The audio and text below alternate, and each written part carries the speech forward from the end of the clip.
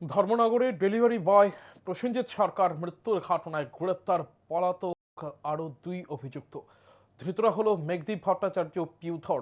এরা দুজনই অনেকদিন ধরে পলাতক ছিল। এর আগে সুস্মিতা ভট্টাচার্য তারা যখন গ্রেপ্তার করা হয় তারপরেই কিন্তু এই দুজনকে গ্রেপ্তার করা হয়, যাদের মধ্যে হলো মেঘদীপ ভট্টাচার্য ও পিউথর। জানা যায় ধৃতরা আসাম থেকে রাজ্যে ফিরে আসার সময় চুরাইবাড়ি থানার সামনে নাকা পয়েন্টে থেকে প্রথমে একজনকে গ্রেপ্তার করা হয়, পরবর্তী সময়ে অপরজনকে প্রেমতলা এলাকা থেকে গ্রেপ্তার করা হয়, এমনটাই খবর আমাদের কাছে এসে পৌঁছয়। গ্রেপ্তারের পর ধৃতদের নিরাপত্তাজনিত কারণে চুরাইবাড়ি থানায় নিয়ে যাওয়া হয় এবং সেখানে সকল আইনি প্রক্রিয়া সম্পন্ন করে ধর্মনগর জেলা আদালতে সোপর্দ করা হয় ধৃতদের। উল্লেখ্য, এই মামলায় ইতিপূর্বে সুস্মিতা ভট্টাচার্য, সঙ্গীতা ভট্টাচার্য ও সৌরভ ভট্টাচার্য নামে তিন অভিযুক্তকে গ্রেপ্তার করা হয়েছিল আগেই। ধৃতরা বর্তমানে জেল হেফাজতে রয়েছে এবং এই মুহূর্তে মেঘদীপ ভট্টাচার্য এবং পিউধর তাদেরকে গ্রেপ্তার করা হয়। ধর্মনগরের ডেলিভারি বয় প্রসেনজিৎ সরকার মৃত্যুর ঘটনায় গ্রেপ্তার করা হয় এই দুজনকে। বিষয়ে বিস্তারিত জানবো, চুরাইবাড়ি থেকে আমাদের প্রতিনিধি রয়েছেন। ঠিক এই মুহূর্তে কি খবরাখবর রয়েছে?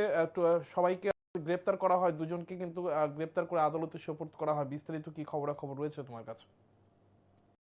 দেখো, সকাল থেকে যেহেতু জনসাধারণরা জানতে পেরেছে যে বাকি দুজন অভিযুক্তকে গ্রেফতার করা হয়েছে, তাদের চুরাইবাড়ি থানায় রাখা হয়েছে, তখন আদালত চত্বরে ভিড় জমায়। পুলিশি নিরাপত্তা ব্যবস্থা কঠোর করা হয়। প্রথমে তিনজনকে গ্রেফতার করা হয়েছিল।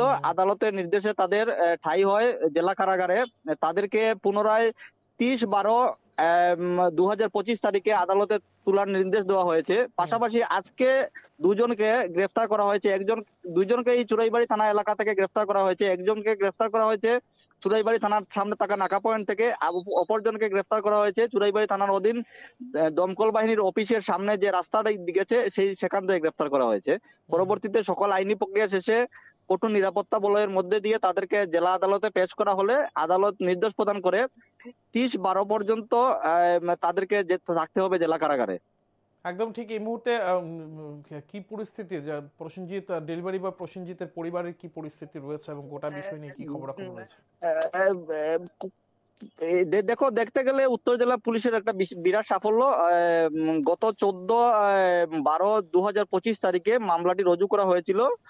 আর সেই 14 দিনের মাথায় সমস্ত অভিযুক্তকে গ্রেফতার করতে সক্ষম হয়েছে উত্তর জেলা পুলিশ। অসংখ্য ধন্যবাদ আমাদের সাথে থাকার জন্য। একেবারে স্বস্তির নিঃশ্বাস কিছুটা হলেও প্রসেনজিৎ ডেলিভারি বয় প্রসেনজিৎ সরকারের পরিবারে কিছুটা হলেও স্বস্তির নিঃশ্বাস ফিরে এসেছে এবং একেবারেই কিন্তু ধর্মনগর ডেলিভারি বয় প্রসেনজিৎ সরকার মৃত্যুর ঘটনায় গ্রেপ্তার পলাতক আরও যে দুজন অভিযুক্ত ছিল তাদের ইতিমধ্যেই গ্রেপ্তার করা হয়েছে। এনারা হলেন মেঘদীপ ভট্টাচার্য, ওই পিউধর, এবং তাদেরকে আদালতে সোপর্দ করা হয়।